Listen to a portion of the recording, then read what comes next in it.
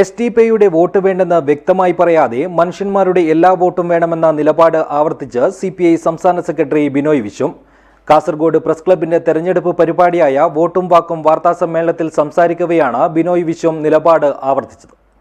This news sponsored by ഗുണമേന്മയോട് കൂടിയ ഉൽപ്പന്നങ്ങൾ മിതമായ നിരക്കിൽ Sreekrishna hardwares MG road Kasaragod. എസ്.ടി.പി.യുടെ പേര് നേരിട്ട് പരാമർശിക്കണമെന്ന് മാധ്യമങ്ങൾ ആവർത്തിച്ച് ചോദിച്ചിട്ടും അതിൽ നിന്ന് ബിനോയ് വിശ്വം വിട്ടുനിന്നു. ഇടതുപക്ഷം ഒരിക്കലും എസ്.ടി.പി.യുടെ വോട്ട് തേടിയിട്ടില്ലെന്നും മതവർഗീയ ആശയങ്ങളോടോ സംഘടനകളോടോ തങ്ങൾക്കുള്ളത് ആശയപരമായ യോജിപ്പല്ലെന്നും അദ്ദേഹം വ്യക്തമാക്കി.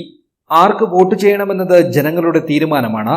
ഞങ്ങൾ വികസനവും മതനിരപേക്ഷതയും മുന്നോട്ട് വയ്ക്കുന്ന രാഷ്ട്രീയമാണ് പറയുന്നത് എന്നാണ് ബിനോയ് വിശ്വത്തിന്റെ വിശദീകരണം. ഞങ്ങൾക്ക് ബന്ധമുണ്ട് എല്ലാത്തരം മതവിശ്വാസികളുമായി. തെറ്റിക്കുന്നത് അതുകൊണ്ട് ആവർത്തിക്കുകയാണ്, എല്ലാ വിഭാഗത്തിൽപ്പെട്ട യഥാർത്ഥ വിശ്വാസികളുമായി നല്ല ബന്ധമുണ്ട്. ആ ബന്ധം ഒരു വിലപ്പെട്ട ബന്ധമായിട്ട് കാണുകയാണ്. അത് പുതിയ കാര്യവുമല്ല. ഇടതുപക്ഷം വിശ്വാസികളെയും ശത്രുവായി കാണുന്നുവെന്ന പ്രചാരവേല പരമാബദ്ധമാണ്. ഞങ്ങൾ വിശ്വാസികളെ ശത്രുവായി കാണുകയുമില്ല. ഞങ്ങൾ അവരെ മിത്രങ്ങളായി കാണുകയാണ്. മതവുമായുള്ള മാർക്സിസത്തിന്റെ ബന്ധം ചർച്ചാ വിഷയമാകുമ്പോഴെല്ലാം ഒരു കാര്യം പലപ്പോഴും പറയാറുണ്ട്. ഇടതുപക്ഷ വിരുദ്ധന്മാർ അവർ പറയുന്നത് മാർക്സിന്റെ ഒരു വാക്കാണ്. അതേസമയം സംസ്ഥാന രാഷ്ട്രീയത്തിൽ ഉയരുന്ന CPM BJP ഡിയിൽ ആരോപണങ്ങൾ തള്ളിക്കളഞ്ഞ അദ്ദേഹം BJPയും കോൺഗ്രസും തമ്മിലാണ് യഥാർത്ഥ ധാരണയെന്ന ആരോപണവും ഉന്നയിച്ചു. ചരിത്രം പരിശോധിച്ചാൽ അത് വ്യക്തമാകുമെന്നും BJP ബന്ധത്തിന്റെ കറ കോൺഗ്രസിന്റെ കൈപ്പത്തിയിലുണ്ടെന്നും അദ്ദേഹം പറഞ്ഞു.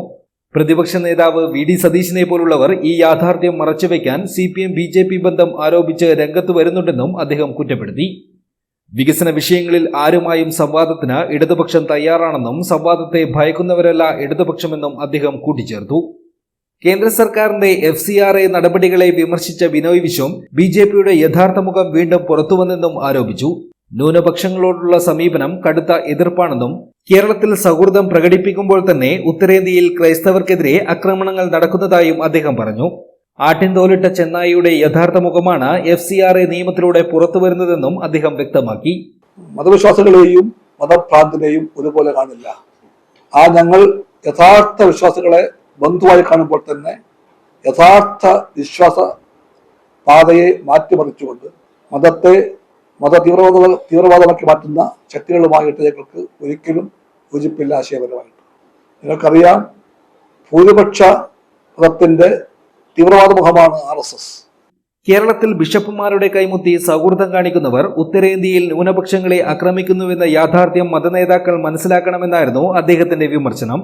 രാഷ്ട്രീയ നിലപാടിൽ വ്യക്തതയോടെയാണ് ഇടതുപക്ഷം മുന്നോട്ടു പോകുന്നതെന്നും മതവർഗീയ രാഷ്ട്രീയത്തെ എതിർക്കുന്നതിൽ യാതൊരു ഇളവും ഉണ്ടാകില്ലെന്നും ബിനോയ് വിശ്വം വ്യക്തമാക്കി. News bureau, Kasaragod.